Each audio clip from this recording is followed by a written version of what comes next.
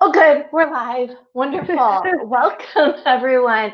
Thank you for joining me today. I'm Debra Eckerling. I'm the author of Your Goal Guide, a roadmap for setting, planning, and achieving your goals, and founder of the Deb Method. And you are watching Goal Chat Live, which is the Facebook. Every Sunday night, I do Goal Chat on Twitter. And then Monday afternoon, we continue the conversation with an expert. And last night, we talked about pitching for podcasts. And it's a great topic because, well, my guest, Laura Michelle Powers, and I'll let her introduce herself a little bit better in a minute, but Laura and I met at a networking Zoom thing like 4 months ago, and she interviewed me for her podcast. I'm like, well, I have to have you on Gold Chat Live. And it's kind of the usual way to find your way onto shows, but there are so many other avenues. I just love the networking way because, that's what you do. You meet people, you chat. What do? Let's interview each other. Woohoo! But there's so much more to doing that, and podcasting is, especially now that people are so secluded, it's another way, a really good way to meet and connect with new people. So I have author and podcaster Laura Michelle Powers today. Laura, thank you so much for coming on Gold Chat Live. Thanks so much for having me. It's my pleasure. And I was telling you before, we had a very lively conversation last night about pitching to podcasts. But before we jump in, why don't you introduce yourself a little bit more and why we landed on this topic for you today? Yeah, so this is extremely, I think, relevant right now. Media and podcasts in particular are such a powerful way to get your message out into the world. It's a wonderful way to connect, also to get expert status, to have people find out about you, discoverability, and then that like, know, and trust effect. There's something about when people hear your voice, they really feel like they know you compared to just reading something. I think blogs and books and everything are very powerful, but there's something that happens with the voice in particular that I think can be incredibly impactful and transformative for people. And I frequently find for my podcast, so I do host several podcasts, and I host one podcast that's my first podcast and my biggest podcast, where I find frequently that people will listen to like literally all 9 years plus of my podcast episodes, and then they'll reach out to me.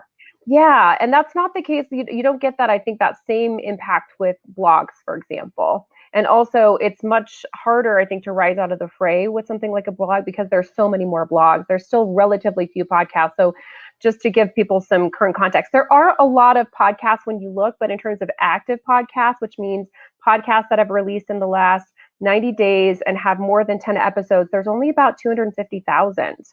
So when you consider that with all the different categories, all the languages, that's really not that many. So you can actually, get pretty well known in a particular niche pretty quickly through podcasting. And that also means that if you're a guest on that particular podcast, you're going to have a strong reach. So I have many podcasts. For example, I've been on podcasts where it was a small podcast, and then I was on that one small podcast and I got like tens of thousands of dollars of bookings from that appearance. Wow. So I'm teaching this podcasting course, and I have a bunch of guest experts. And one of my guest experts, Wendy Myers, she just gave us a stat of when she was on a one particular show, and she got about $200,000 worth of bookings just from that one appearance. So, this can be an incredibly powerful return on investment in terms of your time and energy for podcast guest appearances in particular, and hosting your own show if you want to do that. Okay. And we're going backwards and forwards. So the first question is why pitch a podcast? And you kind of just answered that. Is there anything else that you want to add? Yeah, I think the time and energy that can be put into pitching podcasts is relatively small compared to a lot of other things. And once you have a good pitch developed, of course, just like, job applications and what's better, you want to tweak it based on whichever show or platform you're pitching it for, but you can have those materials, you can have all that prepared so that you're just making adjustments for the show. But one thing I will say for pitching is it is really important for it to be catered to that particular show and audience. So you can have different versions, that you tweak, and it doesn't have to take a lot of time and energy. But I think based on the time and energy that you put in, it's just a really good investment. Okay, and we're gonna get a little bit deeper into best practices for pitching podcasts in a few minutes, but I completely agree with you. It's first of all, it's fun. I think is Yeah. another really good reason to pitch to podcasts, and you get to meet new people and introduce people to your community, and you get introduced to theirs. So, and when you can find a connection where it's a mutually beneficial situation, I think that's even better. Oh, absolutely. I have a lot of personal friendships as well as business partnerships that have started through a podcast connection. Either me being on someone's show or them being on my show, and that's what happens. You start to connect, and it's just inevitable. I think that there will be other opportunities that rise up. There's a one friend of mine, and she's also a client, and we've been on each other's shows many times, and we met actually at a conference festival, actually, where Sundance Film Festival, where she was a panelist on a panel, and I had press access as a podcaster, and we became friends. We went to the Cannes Film Festival together. We went to the I Emmys love it. together last year. So it's just like you just never know.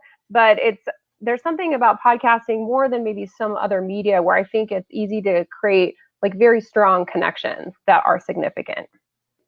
And something you brought up, and what I was talking about when I introduced you, we were at a social media club LA Yeah. mixer, like right at the kind of the beginning of the pandemic. So Yes. I Yes. think it was March or April. So, and things seem like both a short and long time ago simultaneously.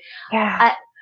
I, but events, even I love how you say you met people, you met this person at a real life event at Sundance, and you traveled and you went to other events together. You can do that now, even though events are Yep. virtual. It's even easier to meet people and say, "Oh, this is really good to meet you. Let's follow up. Let's have our virtual coffee," and then find other. I'm tangenting because networking somehow always ends up. Whenever I'm talking about goal setting, I talk about networking. Whenever I have almost any conversation, because you need to expand your network. And how do you do it? You do it by going places and picking out your people and Yeah. continuing a conversation. Absolutely. And that's one thing podcasting does is give you a reason to connect where you're providing something potentially for that other person. I mean, I think we've all seen a speaker or someone and you're like, God, I want to talk to that person. They're like, what do I say? I'm a fan. Okay. And then what? Like, where do you go from there? There's really nowhere else to go. But if it's like, oh, I have a show, I'd like to be on your show, or would you like to be on my show? Um, you know, Hosting a show in particular is a very powerful way to expand your network and network in a very powerful way. So we can digress on this a little bit later about the ins and outs of because a lot of people hear, okay, start a podcast, and it's terrifying to them, but you have to weigh the benefits, and you can also make it really easy, or do a Facebook Live show. It doesn't have to be a traditional podcast. There are lots of ways. I used to tell people, and I started freelancing right after I moved to LA, and I always told people it's like the best intro to meet anybody is, oh, I write for this local paper. Oh, I write for this magazine. But you can say, I write for this blog. I host this podcast. It's a really good intro. Right. It gives you influencer status or media status. I get press access to things all the time. But I do want to say, while I think Facebook Lives and these different platforms, Instagram, TV, or Live, are wonderful, I think it's really beneficial to own your own content. And you can't control what these platforms are going to do. And the other thing that's really powerful about a podcast versus some of these other platforms is that it's pretty rare for someone to go back and say, watch a Facebook Live from several years ago or something like that. And they do that with podcasts. Like, people will literally listen to podcasts from 10 years ago. So that's one of the things that I think, if you're considering doing some kind of show, I think doing a Facebook Live and all that is so powerful. But I would say also do a podcast, because you can then pull that content and just repurpose it as a podcast using that same content, using the same audio.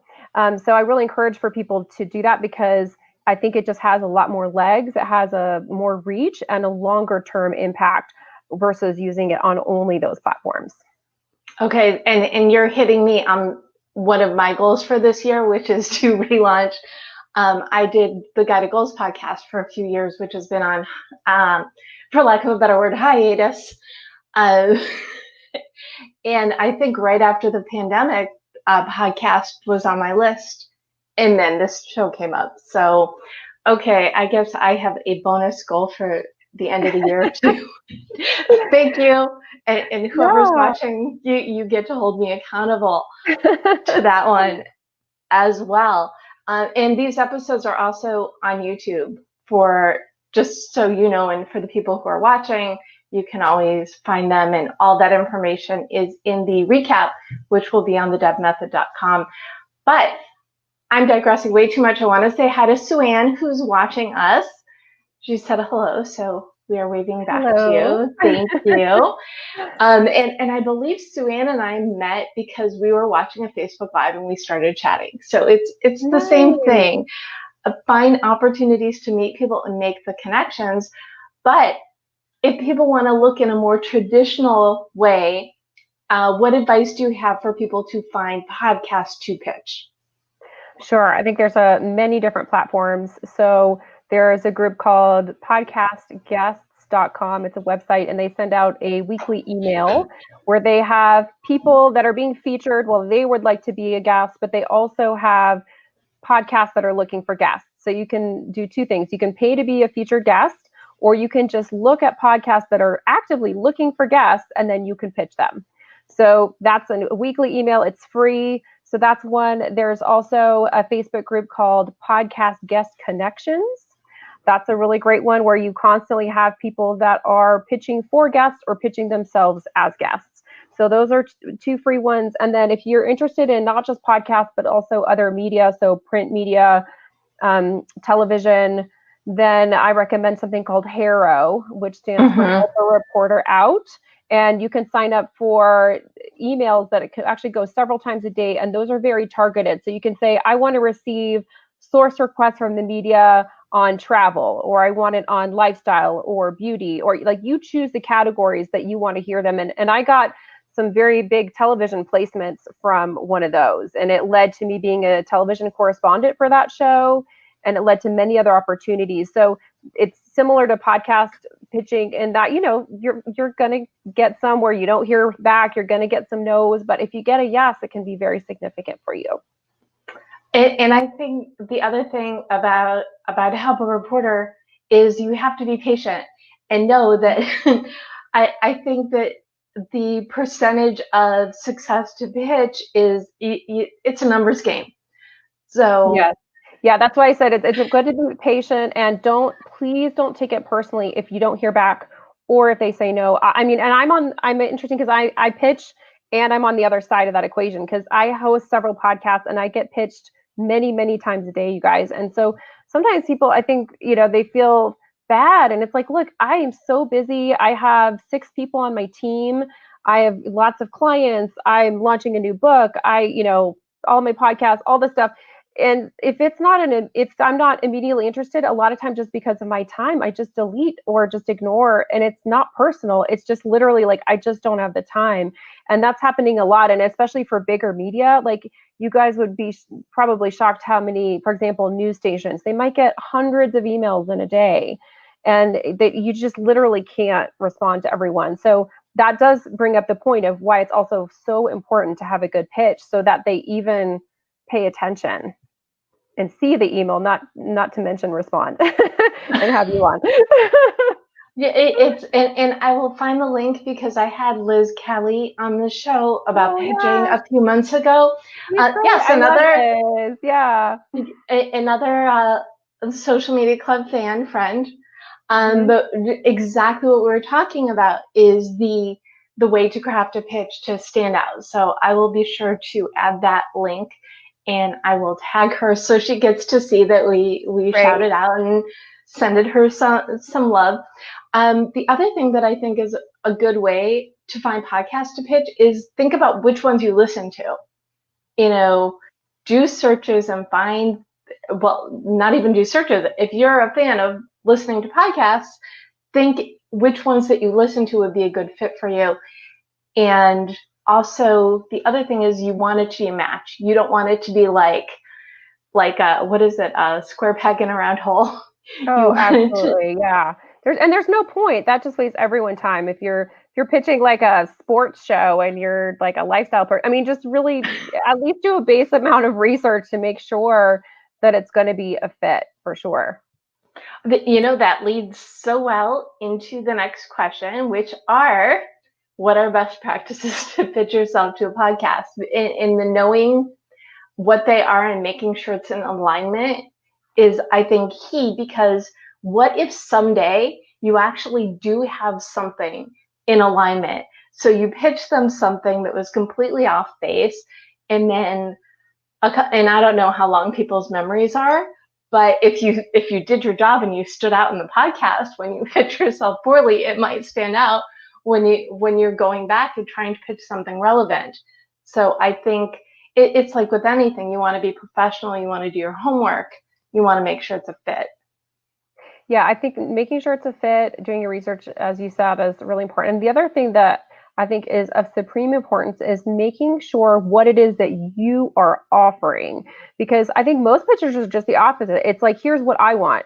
Here's me. Here's what I want. And then I read that. And I'm like, look, I don't have a challenge finding guests. I host 3 top 100 podcasts. So I'm being pitched all the time.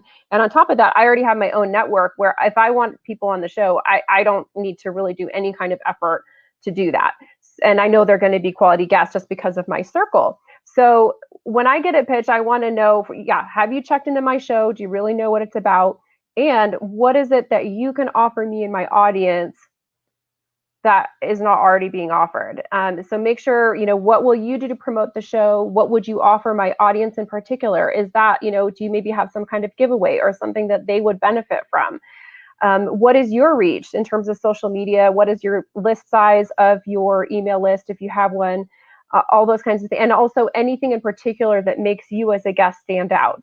Do you have a TED Talk? Do you, do you have a large social media reach? Do you have books? And all of these things are just significant. Anything that helps you stand out is going to, and anything that you can provide is going to help me really pay more attention to your pitch. And please make sure you get my name right. Whatever you're pitching, I know that sounds like the most ridiculous thing to say, like obvious, but you would be surprised how many pitches I get where it's like, dear Stephanie, dear Roy, like whatever. It's like it's clearly a cut and paste job and they haven't like done a good job. Oh, I get misspellings of my name all the time. Deb, just do Deb. If you're not sure which kind of Debra I am, yeah, because it's 3 letters. That's such a turnoff. It's like, I'm like, if you can't even get my name right, then like I don't have any confidence in your ability on my show. It's true. It's anything you put out into the universe, you want to put at least as much, if not more time into making sure it's right. And yes, every now and then we typo or we do not catch an autocorrect, and we are human. However, there are certain things we can avoid, and making sure it's the right person, I think, is the top of the list.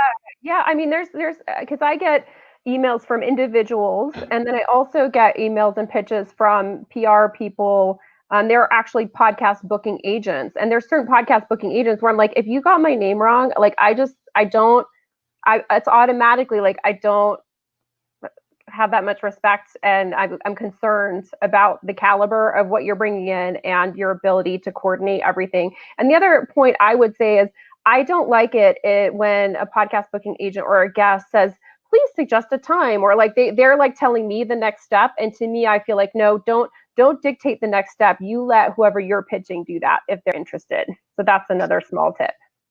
Okay. Okay, and I love this. I'll put it up again real quick. Suanne with a hyphen, yes. Okay. See, I guess if you want to like weed out people, spell your name with a hyphen or do it a certain way, and make sure. No, I don't know. It's just there. I guess there are little things you can do or look at when you're looking to weed out people, and maybe that's one of them. I think I don't know, it sounds like an article to me. What are ways you could trip people up to make sure they're paying attention? Yeah, and the way I feel like is because my shows are in demand and I'm busy, I really want to feel like, wow, this is someone is making an effort and they're going to be a good guest, and it's really clear the value that they're going to provide. And if they don't do that, then I'm just not going to probably respond, or I'll just respond with a polite no thank you, and that's fine. Yeah, these are just tips. If you would just want to have a higher likelihood of success, then I highly recommend doing this. And what really flashed in my mind when you were talking just now is, it's just like if you were talking to someone in real life, you wouldn't, if you didn't know how to pronounce their name, you would ask. Yeah. So if you go, it's nice to meet you, and you say their name, all the polite, the polite things that we do when we meet people, find ways to translate that into your pitch, the way in which you write. Thank you for the opportunity. You wouldn't go to a party or have tea with someone and be like, see ya, thanks so much. Whatever, find ways to put social graces as well, because I think that shows too.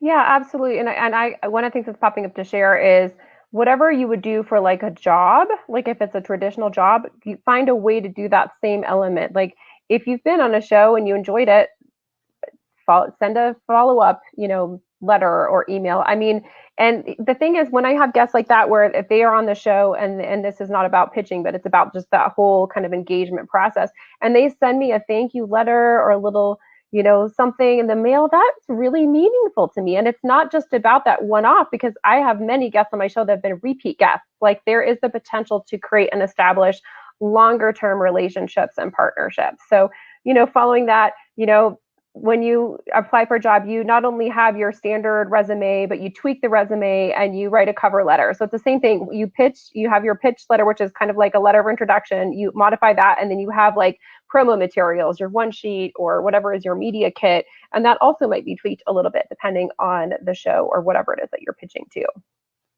I love that. That is absolutely perfect, and an analogy I think everybody can relate to. So thank you for that. So what goes in the actual pitch? Do you have a format you recommend, or things that can help people stand out when they're pitching? Sure. Well, anything that is like a subject line or something that kind of makes you pop, something that's memorable. That's literally, sometimes that's all someone is going to do is read the subject line. And if there's not a reason for them to keep reading, it's a delete or ignore. So that subject line is really, really important. And maybe people may not consider that a part of the pitch, but it is. So what is your subject line? Is it attention grabbing? Is it also clear? And not everyone has something like really splashy, but I had a client and she was like, it was literally like, new book released now on Amazon. I'm like, that is not going to get anyone's attention. Like I understand why it's exciting for you, but that's not attention grabbing.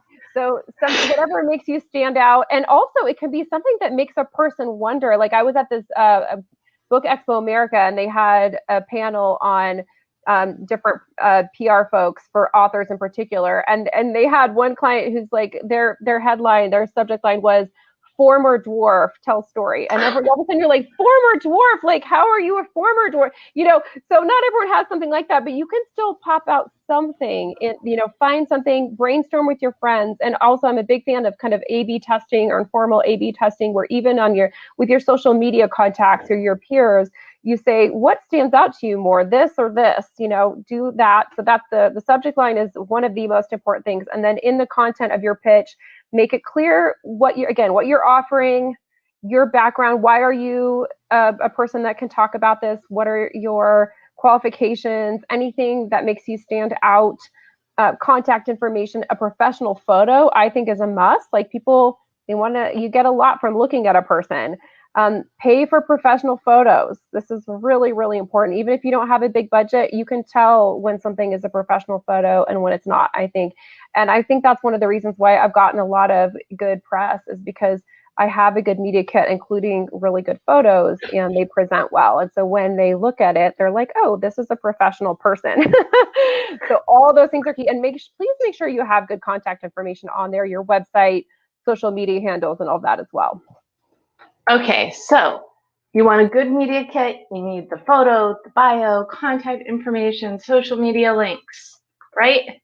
And make sure, what it is that you're pitching, make that clear, why you're an expert, why you could talk about this. And if you do have any examples, like whatever is your highest previous example of any media or coverage or anything, make sure to list that. So you'll see on my media kit, front and center, you'll see all the different television networks and shows that I've been on, all the networks. And then you'll see, Will Ferrell's Ron Burgundy podcast, because I've been on that. So you just want people right away to have a context for, okay, this person has this experience.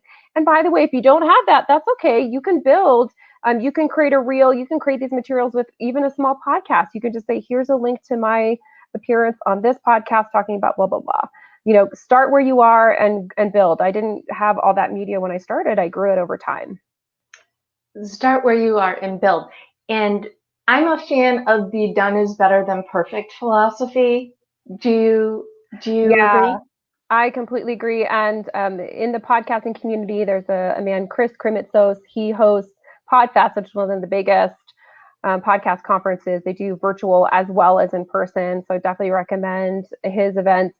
But he has a book and an idea that's called Start Ugly, which is like, better to start ugly than not at all. And same thing, you can upgrade as you go. And I think a lot of people either just don't do something or they wait and wait and wait. They're trying to make it perfect when they could have learned so much faster by just doing it. So yeah, big fan of that philosophy. And if you look at where I started from, same thing, like my podcast covers, where I started with my podcast, my business as a whole, absolutely.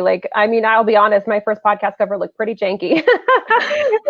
Just like everything was, our standards for what we can have access to and what we want have risen so much over the years. But don't let that stop you. Just create something, but then do network, do find out, what are the tools. Canva is a great tool. If you've never explored Canva, I highly recommend it. That's a great way to create really professional looking promo materials. Oh, I love Canva. I live by Canva. Mm-hmm. Yeah, it's incredible. And once you have your templates, then you're just using something similar. So, and if you have some money to invest in a graphics designer or A/B test different ideas for what you want things to look like. And I guess another good thing about the fact that so many people are secluded right now is, your people are around. If you ask a question, it's pretty likely that your community is going to be connected. And if not, you can always reach out to your selected few and say, what do you think of this? What do you think of that? Yeah, and the other thing about asking for people's opinion, first of all, people love to do it. People love to give their opinions. If you do, like vote for your favorite or something like that, you'll probably get pretty high engagement. Those posts tend to have the most high rate of engagement compared to other posts for me. And then the other piece is you're actually marketing. Yeah, like you're asking for feedback, but like I did this with my book cover, book titles, podcast episode things. You're prepping your audience for more information and getting them interested in what's to come. So I think that's a really powerful way to get feedback as well as to promote without seeming like you're marketing. And you never know what's going to come out from that. Like I've had podcast guest appearance that showed up because I was like, hey, here's the thing, question, what is your feedback? People are like, oh, would love to have you on my show to talk about XYZ, and it's not why I made the post, but there were a lot of really great impacts that came out of it. It goes back to the whole be authentic, show your personality, be you, because that, first of all, that's what makes you unique. That's what makes you stand out. The other recommendation I would add to, the whole ask people's opinion is make sure you like what you're putting out there. Oh, absolutely. Because, if you don't like it, probably other people won't either. Or you may end up with, okay, I love these two and this one's okay. Just put the two, because you might end up with, oh, everybody loves that third thing. And you're like, why did I do that? So you to take a self-inventory and make sure everything, we also talked about branding a couple weeks ago.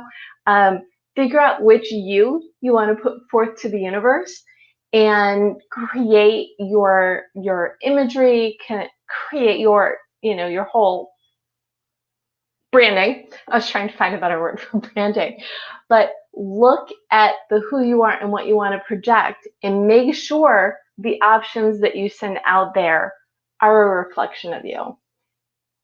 Yeah, absolutely. And having, branding colors, also what do you feel like really represents you? I think these things are very important. And just be authentic to you. Like I like to have I have a little pink in my hair. That's the thing that's pretty common. I'm not a conservative, wearing a suit all the time type of person. But if you are that way, that's fine. Just be whoever you are. Don't be whatever you think you're supposed to be, successful in a particular role.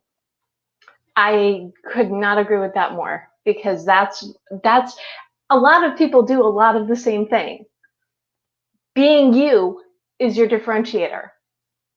Yeah, and also you will attract, when you're more authentic to yourself, I think you attract more people, because it's like people can tell when someone is authentic, and I think they're attracted to that more strongly than if you're not. Okay, so Sue Ann just wrote, think I'm my own worst critic. So what advice do you have for people who think they're their own worst critic? First of all, that's really common.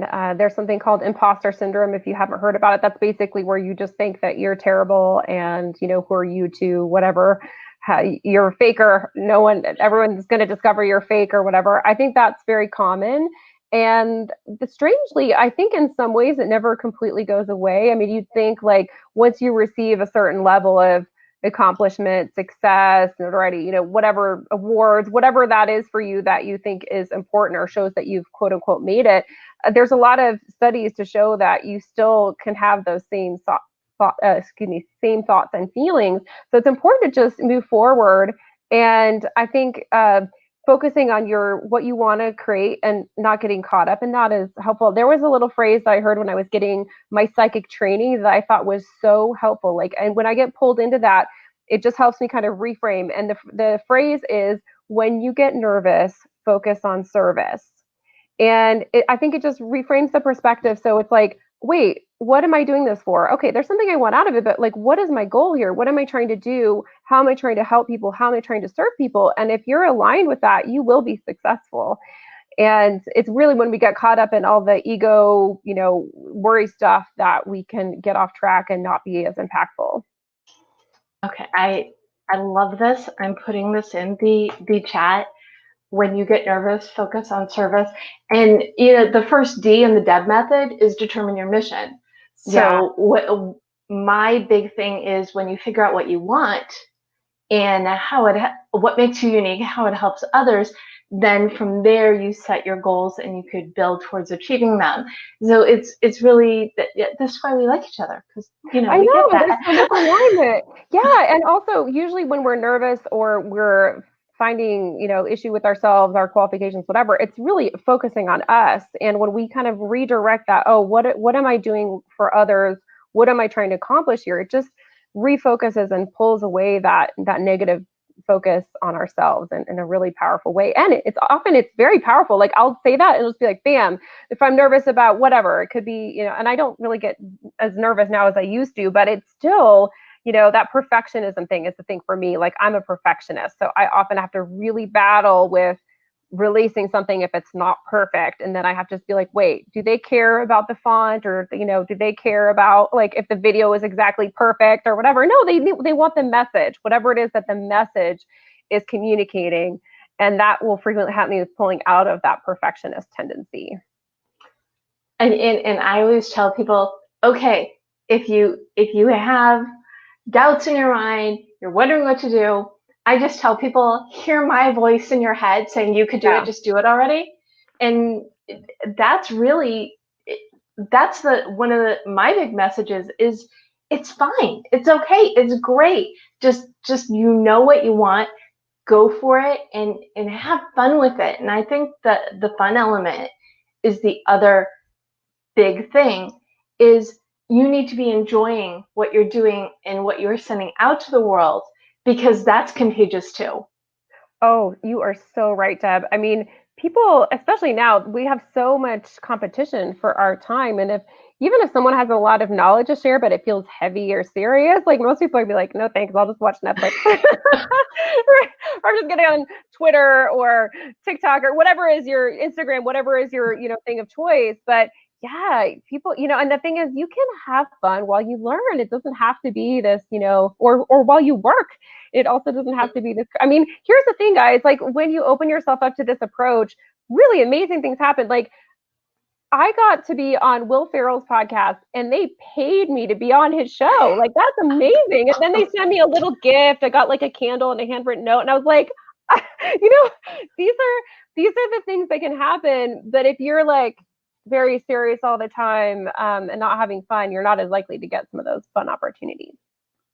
Okay, so I think, and I do want to dive back into something I mentioned way earlier, but I think this is a really good part to give the bonus extra credit goal assignment. And I think we got to go with the F word, fun, right? Yes, yes. Make it fun. What can you do to do that? And there's so many things.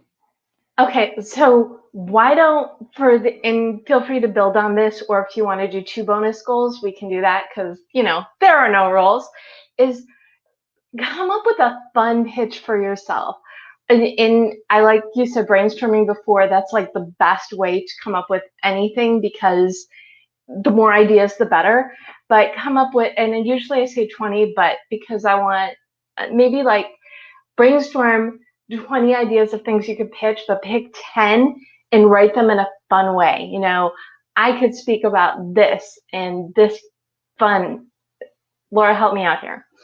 Oh, absolutely. Well, I mean, and the other thing is, you don't have to be just on kind of informational podcasts. Like you could be on a comedy podcast. You could be on, you don't have to pitch for podcasts that are just like an obvious choice, or media that's an obvious choice for what you do. Now you want it to be a fit somehow. Like I said, don't, pitch something where it's just like this makes no, like don't pitch a dog walking podcast and you're do facials or something, but the type of genre of whatever you're pitching could be different. So like for me, I have been on comedy podcasts. I've been on several comedy podcasts, including Will Ferrell's, and I was talking about my work as a psychic, and it made sense.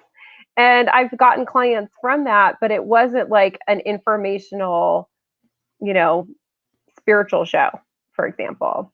So you can do that. You can create like a straight up pitch and then like a goofy pitch just for fun. And this can happen with book covers. I had a friend and client who created a book cover, and just kind of a joke, she made one where like she was a superhero on the cover, and everyone was like, that one. She put it in as a joke because she didn't really think it was just kind of fun, and she had done 99 designs to get some options for the design of her book cover, and that was the one that everyone like really resonated towards, which I thought was really funny. Okay, so Suanne wrote, how to bling your blog and feed that hog has been my fun line. I love that. Great. Yeah, that's great. And it's attention grabbing. Again, like, and the other thing is you can write something that is maybe fascinating. You don't even know exactly what it means, but you're like, what is that? Like, it can be giving a taste of what you offer without fully explaining it and making someone want to dig in more. Well, I created the word Goldtopia for my book because I was looking for a word that meant living the life you want, achieving your goals, and it didn't exist. So, and I had fun with that because I couldn't find a word. I had to make one up. And Christina posted this comment a bit back. Her friend Jo always said to be yourself, not the non-fat plain yogurt of the creative world, which you become when you try to avoid being anything anyone might not like. Yes, that's great. I love that. It's like the whole vanilla thing. Don't be just the vanilla. Like vanilla's fine, but like it's not going to make you stand out. Well, what is your favorite flavor of ice cream? Okay, well, first of all, I don't eat sugar, so I don't currently eat ice cream. I will say that. Pistachio is probably my favorite. Okay. So. But who says pistachio? Pistachio is your creative flavor of choice, right? Yes. Yeah. I'm in a non-ice cream phase right now, but I love chocolate chip cookie dough. That is an excellent choice as well.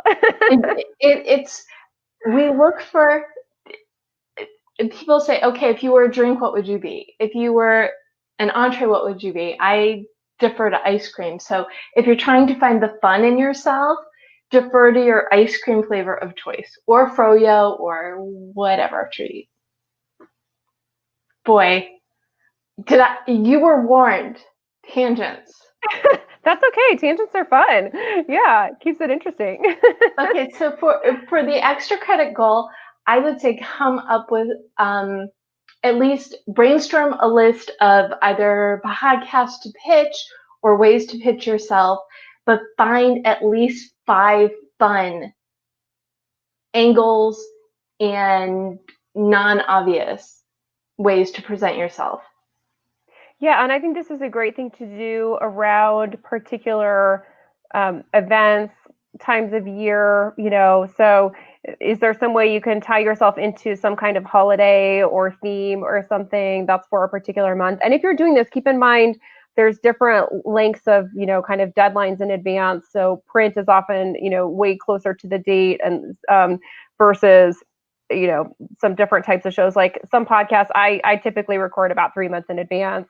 Some book, more last minute, but you definitely want to give some lead time. If Halloween is next week, don't be pitching that next, right now. Like you need some lead time, but finding some kind of tie-in for some kind of commonly celebrated or discussed thing, Valentine's Day, Halloween, can be a really great way to get press coverage as well.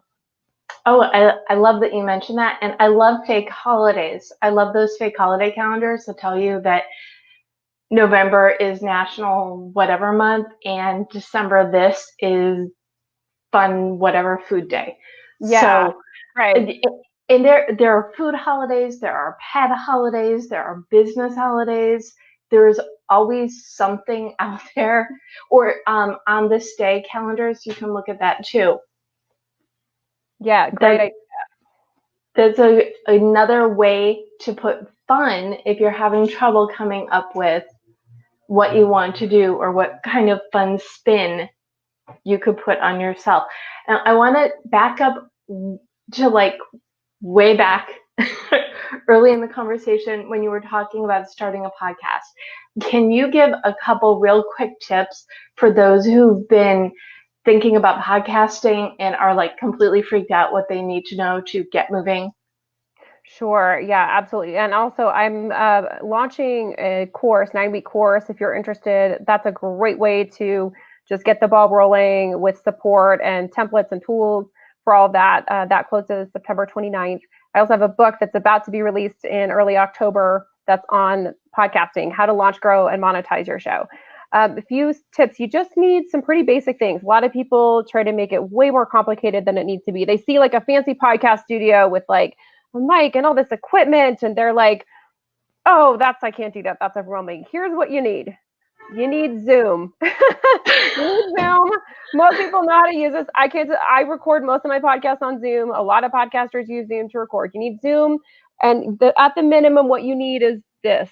And your guests need this if you're doing interview. So that's not hard. Most people already have this, particularly now with the pandemic. Almost everyone's on Zoom for one way or the other. You need Zoom. You need content. So what are you going to give? This could be your own recording, just you talking about something. It could be interview, guest or panel.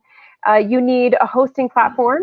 So that is just like you have a website where you have a website host, you also need a podcast host, and that's what's called the RSS feed. And that's the audio feed that has all the data for your podcast that is pinged for the new episodes to be released. So common podcast hosting companies would be like Libsyn. We have Podbean. I use Spreaker. If you even want a free one, there's one called Anchor. That one's free. So even if cost is a factor, that's a way to make it almost a non-issue. Like I said, most people already have Zoom or use Zoom frequently. So you need those things. And one of the pain points is often editing. But I know people who don't edit. If you just do a live format show and then you just release it, or you can find companies that all of one do all of it for you. They podcast produce the whole thing, including the editing, or you can find economical freelance editors pretty easily if you know how. That's great. So I'm putting this, it's so simple. To start a podcast, you need Zoom, a headphones microphone, content, and a host. Yes. And one more thing you need, but it's pretty simple to create, is a cover, podcast cover. But, you can create that on Canva pretty easily. And again, start ugly, but done is better than perfect. Just get something and then you can improve it later. It needs to be a square image. And Laura's website will be in the show notes and it's in the comments as well. So if you need anything or you're curious about Laura's book or her class, it is powershour.biz. I mean, great name, easy to find. I also put in, because the episode Laura recorded with me just came out a couple weeks ago. Yeah. So that link is in here as well. And I was trying to remember, it was like 3 months ago. 3-4 months ago. And it is this weird time warp. We were just talking about this before with the pandemic, where that feels like eons ago. I mean, 3 months is not a short amount of time, but that feels like, God, was that like a year ago? Like, it feels like forever now, because things are changing so fast with the pandemic and all the societal changes. Okay, so to recap, if you haven't started a podcast, it's easy. Laura just told you how, and she has more information and resources on her link. And congrats on the book, by the way. That's awesome. Thank you. And the other thing, if you want to be a podcast guest, you just need to dive into your uniqueness, have some fun with your pitches, and find places and different ways to pitch yourself that are going to get people's attention. Definitely. And just make sure you get the name right. The name and the basic contact information. Okay, and we made the bonus goal very, very vague, which is find podcasts to pitch and find fun ways to pitch yourself. And let us know how that goes in the comment. And also, anybody who's listening, watching, has recommendations of good podcast guest groups or different resources they want to share, please feel free. You can also jump on over to my Facebook group, which is facebook.com/writeononline, because our goal chat last night, we had everybody was like throwing resources right and left. So I started a thread in my group, so you can always also post your podcast resources there. Thank you so much, Laura, for joining me. This has just it's been fun. I mean, and we get to catch up. So that's like the bonus of doing a show, is you get to see friends you don't see all the time, or even see electronically. Totally. No, it's a wonderful way to stay in contact, keep connections. And one quick thing I will say is, one of the best ways to get bookings for yourself is to host your own platform. So, because you can very easily suggest guest swaps, and it's, again, like, what are you offering? If you're offering a platform and then you're receiving a platform, it's just like, it's a much easier yes than if you're just trying to pitch yourself. But thank you, Deb. It's been a real pleasure and very fun to reconnect with you today. Well, we will definitely have to be better in touch. And Thank you, and best of luck with your launch. And everybody, thank you for watching. Again, feel free to share your links, ideas, resources in the comments. And you can watch for the recap, which will be on the debmethod.com/blog. And if you are interested in learning more about my book, you can go to yourgoalguidebook.com or check at your, where is it? See, this is what happens. I try and make it nice and easy with the little copy and paste link things, and then it gets goofy. So let me try this again.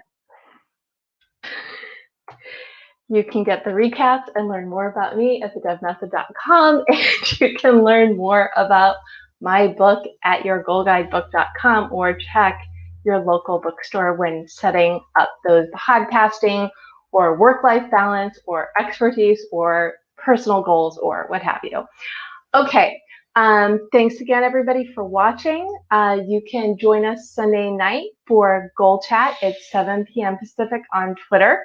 And Goal Chat Live is Mondays, 4 p.m. on the Mango Publishing Facebook page. So everybody, remember, whatever your podcast goals, whether it's to be a guest, start a show, or swap a lot, you can do it. Just go for it.